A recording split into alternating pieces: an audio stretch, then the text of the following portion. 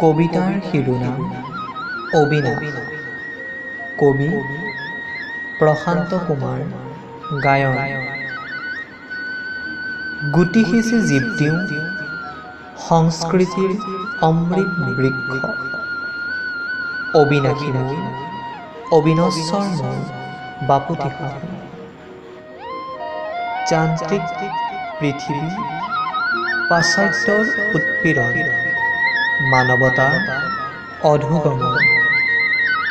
অসূয়া শক্তি মোহাৰি সামৰি উজ্জ্বল আকাশত ৰামধেনুৰ সাতো বৰণ। শংকৰ মাধৱৰ দেশ কৃষ্টিৰ নাই শেষ।